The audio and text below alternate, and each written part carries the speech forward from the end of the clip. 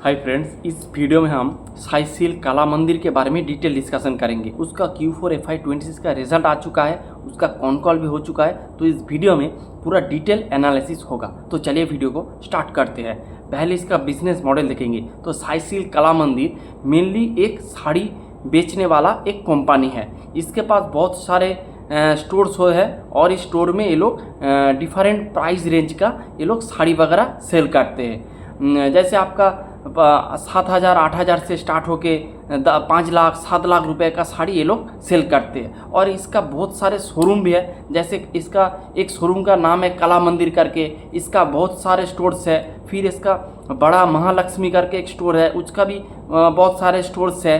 फिर इसका मंदिर है। फिर इसका भल्ली सिल्क है जिसमें आपको सिल्क साड़ी मिलता है। फिर KLM फैशन मॉल है जिसमें आपको सिर्फ साड़ी नहीं, उसके साथ जो जेंट्स फिर बच्चे का औरत का सबका कपड़ा मिलता है। तो इस तरह का ये बिजनेस मॉडल है। लेकिन ये मेनली 90 to 95% इसका रेवेन्यू आते हैं साड़ी बेच का। तो ये इसीलिए ये साड़ी बेचने वाला एक कंपनी है। ये अपना शोरूम के थ्रू ये लोग अपना साड़ी को बेचते हैं। उसके साथ अगर आप इसका प्रेजेंस देखेंगे, ये मेनली साउथ इंडिया में इसका प्रेजेंस है। इसका सबसे ज़्यादा शोरूम आपको तेलंगाना, आंध्र प्रदेश इस तरह का रीजन में मिलेगा। फिर तमिलनाडु, केरल इस तरह का रीजन में इसका ज़्यादातर नहीं, पूरा शोरूम इसके फैला हुआ है। तो इसका जो प्रेजेंस है only and only south India में है।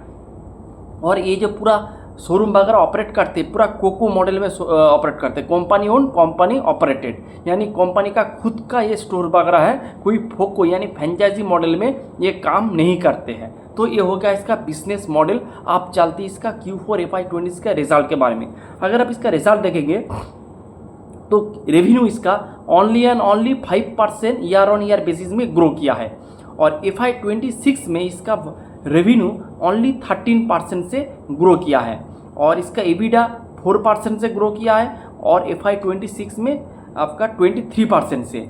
और इसका EBITDA मार्जिन अगर आप देखेंगे 14.48 से बढ़कर हो चुका है 15.73। तो EBITDA मार्जिन थोड़ा इम्प्रूव हुआ है। और इसका पैट 141% से ग्रो किया है। और FY26 में 65% से इसका पैट ग्रो हुआ है। अब इसका करंट FY26 के बाद इसका करंट पैट है यानी प्रॉफिट आफ्टर टैक्स है 141 करोड़ यानी 141 करोड़ इसका भी करंट प्रॉफिट आफ्टर टैक्स है।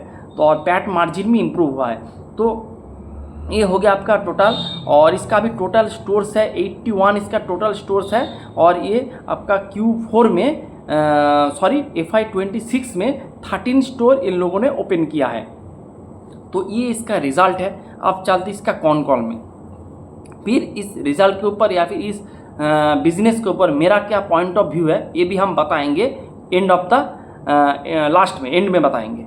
तो इसका अगर आप मैनेजमेंट जो रेवेन्यू ग्रोथ का गाइडेंस दिया है तो अभी देखेंगे FY26 में इन लोगों ने 13% से अपना रेवेन्यू को ग्रो किया है। और मैनेजमेंट कहा है कि ये लोग अपना रेवेन्यू को अबव 30% से ग्रो करेंगे। तो आप इससे मोटा मोटी 15% पकड़ सकते इसका रेवेन्यू ग्रोथ को। और अगर आप इसका Q1 में देखेंगे, Q1 में इसका जो गाइडेंस था कि ये मोटा मोटी मैनेजमेंट ने कहा था कि ये लोग 15% से अपना रेवेन्यू ग्रो करेंगे। फिर Q2 में इन्होंने कहा कि हम जो रेवेन्यू ग्रोथ 18 से 20% करेंगे। लेकिन Q3 में माइनस में इन लोगों ने ग्रोथ दिखाया, ग्रोथ डिग्रो हो गया। फिर इन लोगों ने कहा हम मोटा मोटी Q4 में 18% से ग्रो करेंगे, लेकिन यहाँ ग्रो कर रहा है अब 13% से। अगर आप Q4 में देखेंगे तो ओनली 5% से ग्रो कर रहा है। तो मैनेजमेंट जो गाइड कर रहा है उसके अनुसार परफॉर्म नहीं कर पा रहा है, एक बात है। उसके बाद अगर आप देखेंगे इसका जो ये लोग स्टोर के बारे में कुछ गाइडेंस वगैरह नहीं दिया है। मैनेजमेंट स्टोर के ऊपर कोई गाइडेंस वगैरह नहीं दे रहा है। मैनेजमेंट कह रहे हैं हम 20 से 25% कैगार में अपना स्टोर एरिया यानी स्क्वायर फीट में हम लोग अपना एक्सपांसन करेंगे। लेकिन कितना स्टोर ओपन करेंगे इसके बारे में मैनेजमेंट ने कोई बात नहीं किया है। फिर इसके SSG अगर आप देखेंगे, इसकी SSG अभी इस क्वार्टर में 3%। FY26 में मैनेजमेंट ने कहा है इसके SSG मोटा मोटी 3 से 4% में रहेगा। तो इसके SSG भी बहुत ही नीचा है। फिर इसका EBITDA मार्जिन मैनेजमेंट ने कहा है थोड़ा इम्प्रूव हुआ है। EBITDA मार्जिन 16% है। मैनेजमेंट ने कहा है इसके EBITDA मार्जिन मोटा मोटी 17 से 18% चला जाएगा। फिर मैनेजमेंट ने कहा है इसका H1 थोड़ा वीक रहेगा, H2 will be better than H1, ये मैनेजमेंट ने कहा है। और मैनेजमेंट ये भी कहा है कि आपका जो जो इस बार का यानी FY26 का जो फेस्टिवल था वो Q2 में आ गया था, लेकिन FY26 में जो फेस्टिवल दूसरा दशहरा करके जो फेस्टिवल्स है वो H2 में आप आएगा, तो इसका बेनिफिट H2 में मिलेगा। और उसके साथ मैनेजमेंट डेट फ्री है, इससे कोई फर्क नहीं पड़ता है आपका डेट है कि डेट नहीं है। तो अगर आपका बिजनेस अच्छे से ग्रो कर रहा है तो डेट से कुछ उतना फर्क नहीं पड़ता है। तो ये बात है। तो मैं अब मेरे को क्यों ये रिज़ल्ट पसंद नहीं है इसके बारे में 2-4 पॉइंट में बताऊंगा। पहले मैनेजमेंट का गाइडेंस था ये लोग 18 से 20% से ग्रो करेंगे, लेकिन ये ग्रो कर रहा है 13% से।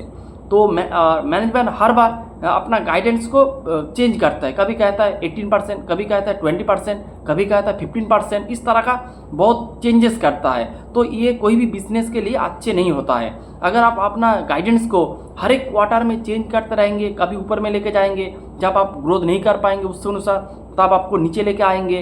अगर एक क्वार्टर में अगर आपका ग्रोथ थोड़ा ज़्यादा हो गया तो आप गाइडेंस को बढ़ा देंगे। इस तरह का ग्रोथ कोई भी आप पसंद नहीं करता है, कोई भी आपका इन्वेस्टर या फिर जो इस तरह का गाइडेंस को पसंद नहीं करता। एक बात है। दूसरी बात है कि ये इसका मार्केट कैप है 16,000 करोड़, और उसके साथ अगर आप इसका ग्रोथ देखेंगे तो ये मोटा मोटी 13-14% से ग्रो कर रहा है। अगर आप दूसरा जो कंपनी है, जो बड़े बड़े कंपनी ट्रेंड जैसा बड़े कंपनी, वो ग्रो कर रहा है 20% से।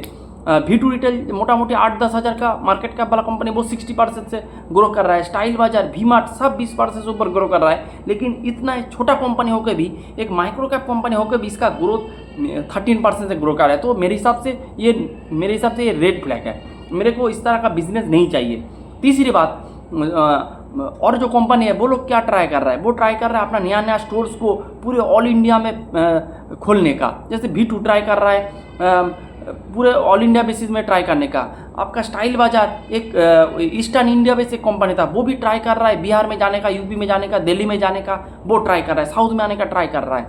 लेकिन साई सिल्क कला मंदिर एक साउथ इंडिया बेस्ड कंपनी है और उसका कुछ टारगेट भी नहीं है कि हम लोग अपने स्टोर्स को साउथ से धीरे धीरे वेस्ट, ईस्ट, नॉर्थ में जाएंगे, इसका कोई प्लान भी नहीं है। तो ये बात है। तो इसका जो ग्रोथ का जो एग्रेशन, ग्रोथ का जो भूख, इसको भूख वगैरह बहुत ही कम है। तो ये कोई भी बिजनेस के लिए ख़राब होता है। अगर आपके जो एम्बिशन नहीं है, आपके पास भूख नहीं है, तो आप यही 12-13% से ग्रो करेंगे, उससे ऊपर आपसे ना हो पाएगा। इस तरह का बात है। तो उसके बाद अगर आप देखेंगे तो इसका स्टोर ओपनिंग जो गाइडेंस, इसका अभी टोटल स्टोर है 81 और ये स्टोर ओपन कर रहा है 13। तो इस लो बेस के ऊपर इसके और ज़्यादा स्टोर ओपन करना चाहिए था। जैसे आप देखेंगे V-मार्ट रिटेल, उसका 500 स्टोर है, फिर भी ये लोग स्टोर ओपन कर रहे हैं, 80-90 स्टोर ओपन कर रहा है। V2 तो ऑलमोस्ट 150 स्टोर ओपन कर रहा है, उसके पास अभी हाल 350 के लगभग स्टोर होगा, 300-350 स्टोर होगा। तो इतना बड़े बेस के ऊपर भी इतना ज़्यादा स्टोर ओपन कर रहा है, लेकिन इसका बेस छोटा है, फिर भी ये लोग स्टोर वगैरह ओपन नहीं कर पा रहा है। स्टोर ओपन कैसे करेंगे, क्योंकि ये तो एक जियोग्राफी में ये पूरा बंधा हुआ है, ये पूरा ऑल इंडिया भी स्प्रेड भी नहीं करना चाहता है, तो ये स्टोर ओपन कैसे करेंगे। तो बहुत सारी दिक्कत है इस बिजनेस का मेरे को। और एक बात है कि इसका पी, अगर आप इसका फॉरवर्ड पी कैलकुलेट करेंगे FY27 के हिसाब से, तो इसका फॉरवर्ड पी आ रहा है 12 से 15% में। तो ये देख के आपको लग सकता है वाह व्हाट ए डील, 12-15% में आपको बिजनेस मिल रहा है, इस तरह का बिजनेस। लेकिन आपको पूरा पिक्चर देखना है, आपको बिग पिक्चर देखना है, क्योंकि इसका अगर आप ग्रोथ देखेंगे तो 12-15% से ग्रो कर रहा है और उसका पी भी है 12-15। तो मेरे हिसाब से कोई अट्रैक्टिव डील भी नहीं है। ये आपको लग सकता है कि इतना कम पी में आपको ये बिज़नेस मिल रहा है, लेकिन अगर कोई बिज़नेस का ग्रोथ अगर धीरे धीरे नीचे की दिशा में आएगा, मैनेजमेंट का कमेंट्री उतना बुलिश नहीं होगा, मैनेजमेंट कितना स्टोर ओपन करेंगे इसका कोई गाइडेंस नहीं दे पा रहा है, फिर इससे 8 गुना 10 गुना 20 गुना बड़ा कंपनी इससे ज़्यादा रेट से ग्रो कर रहा है। तो इस तरह का प्रॉब्लम अगर आप कोई बिजनेस का रहेंगे तो उसका पी अगर 5 भी होएगा तो भी मेरे को कुछ फर्क नहीं पड़ता है। तो ये बात है। और इसका ग्रोथ अगर आप देखेंगे वो भी धीरे धीरे नीचे आ रहा है। जैसे आपका Q1 में इसका ग्रोथ ऑफ 41%, Q2 में 26%, फिर Q3 में माइनस ग्रोथ में चला गया, Q4 में आ गया आपका 5%। तो आप देखेंगे बहुत वोलाटाइल चल रहा है बिजनेस। इस तरह का वोलाटाइल बिजनेस कोई भी इन्वेस्टर को अच्छा नहीं लगता है। एज यूजल मेरे को भी अच्छा नहीं लगा इसका रिजल्ट। तो यही बात है, ये कोई रिकमेंडेशन वगैरह नहीं है, ये पूरा मेरा पर्सनल व्यू है।